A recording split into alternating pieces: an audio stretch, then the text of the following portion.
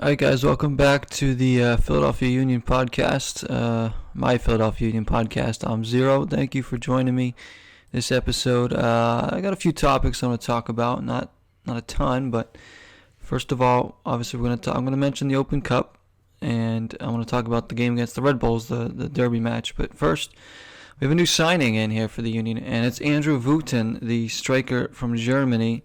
There he is there. And basically, this is like a out and out, like in the box kind of striker who can really finish. Like this guy can finish off chances. He's coming off a 17 goal season for his team in Germany.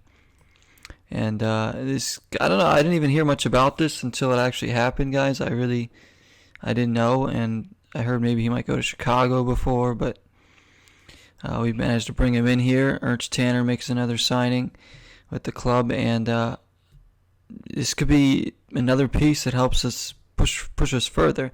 Yeah, he's not a youngster, but we just signed Michi Galina. We have plenty of youngsters in the back. We have Fontana. We have Aronson. We have plenty of youngsters on the team. This guy's 29. He's in his prime years. Still has a few good years left. And he's coming off a 17-goal season in Germany. So he can strike the ball. I watched the highlights. We know this guy actually played for the U.S. for one game back in 2015. He's got dual citizenship with the United States and Germany. And hold on. Let me just see. He should fit in well, I would think, because we have players that can create chances. We just aren't finishing them. Trobilko's been great. His hold-up play has been very good. He is good link-up. He works hard. He can score too, but he isn't finishing all of his chances. Now, I don't know what they're going to do now, because Wooten, you'd think, would come in to be a starter. You know, obviously Corey Burke is got the whole visa issue on. We don't know when or if he's even coming back, which is a shame. But hopefully Corey Burke does come back. But it gives us options. Pico isn't scoring like usual. He has just one goal this season. So we needed some more firepower up front, you know, to put in the goals on a consistent basis. We're already scoring a lot of goals. We're the second top team in the league in terms of goals scored. So it's if we can finish off more chances, we could be even more potent and more threatening. I didn't think the Union would be where they are right now in first place. We're top of the table right now. We have a 4-point lead at this little Gold Cup break. We got New England next, who are definitely an improved side under Bruce Arena.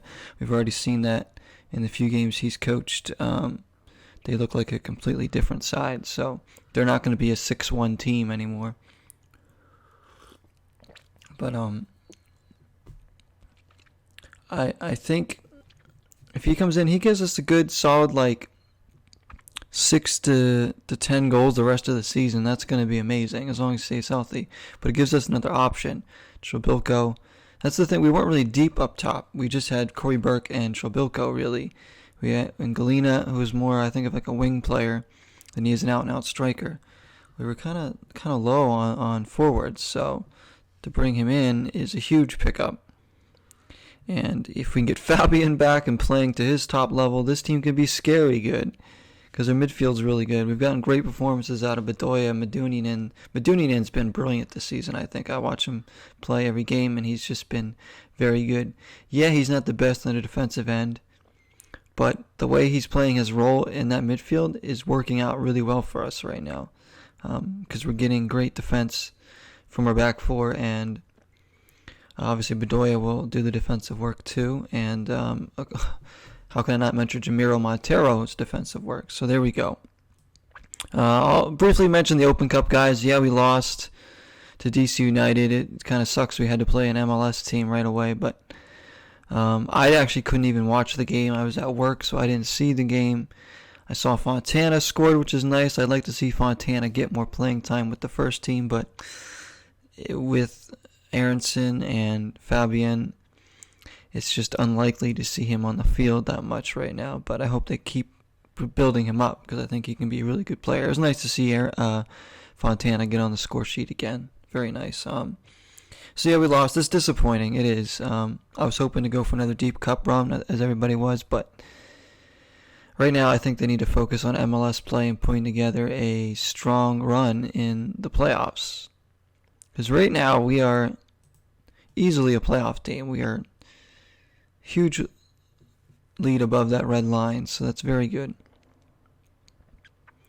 We have New England, like I said, we have a road trip coming up now. This is a big test for us. What can we do here?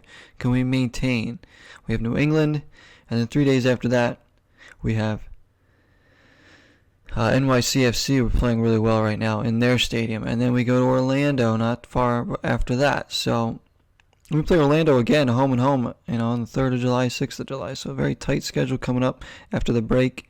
We got to put in some performances. I think some of these are winnable games. I think we can beat New England again. I think we can. Orlando's not that great. I think we can beat them in their place and at home. I don't know, though, because NYC is going to be tough to get anything on. Like I said, New England could play really well at home and smash us. I don't know. It's tough. But we need to continue our strong play and just maintain our position atop the table. A point here, a point there. Just give ourselves a chance. The last league game against the Red Bulls, the Derby game, what I want to talk about. I watched the whole game. Crazy. Absolutely crazy. For people that were actually at the game, must have been nuts. We were down 2-0 at halftime. When that second goal went in, the little chip over Blake, which was kind of a mistake on Blake's part, but anyways, it just looked like we were down and out. But I didn't feel like we were down and out, but it looked like you did. It was like, oh, it's 2-0. But I was still like, maybe we can do this in the second half. We can get a goal, maybe force it, maybe get a tie or something. But Ilsinho came on and put in the best performance I'd ever seen off the bench by a player in my life, guys. Ilsinho was involved, obviously, with every goal. He scored twice. If you look at the highlights of that game, just look what Ilsinho did. Unbelievable. He almost had a hat trick, too. There's another shot that he rocketed in that the goalie had to make a save on. Robles had to push it over the bar. He scored after he drew a penalty, and then when the penalty was missed by Montero, he ran up there and put the rebound in, which essentially, I think, gave us the lead. Yes, that did give us the lead. Ilsinho tied the game at 2. He assisted on the first goal to Montero to make it 2-1 to get us back in the game. And just credit Jim Curtin for bringing Ilsinho on, knowing we needed a change, a spark. Brings on Ilsinho, and it just magical. Just magic happened. And Union teams of the past would not have won this game. They would have rolled over. They would have probably lost this game 3-1, or we would have been up 2-0 and lost 3-2. That's what I'm saying. This Union team is different. There's a different vibe. There's a different energy. They're fighting for one another. It's like you start to believe that this team can get results and continue to win. The way they came back on Minnesota, now they've come back on the Red Bulls. Showing the fight that this team has. They believe. They're never out of it. They got to keep it going, though. They can't fold over and just put in bad performances. They got to keep fighting. Very excited as where this team can go. With Wooten, who can play in their traditional, 4-4-2 that they've been playing with the diamond midfielder. Or if they go with the 4-5-1 kind of... he could be the lone striker up top too. So it gives us options as well going forward in these other games to what they want to do with him and Trobilko and Pico. Hopefully Fabian comes back and plays well. Hopefully we can just stay healthy and just continue to maintain this lead in the table. I don't expect us to finish first in the East this season as soon as the table goes. I predicted we would be fourth if everything went well. Not everything's gone well. Like I said, we have suspensions, injuries, crazy things, a horrible start to the season, and still we're in first place somehow. I don't know how, but we are. And let's see what we can do. New England coming up, and this road trip is going to be a big test. So we'll see what happens on this one. Got to hope for the best. Thank you guys for listening. I'll see you on the next podcast. Till next time, 0 is the number.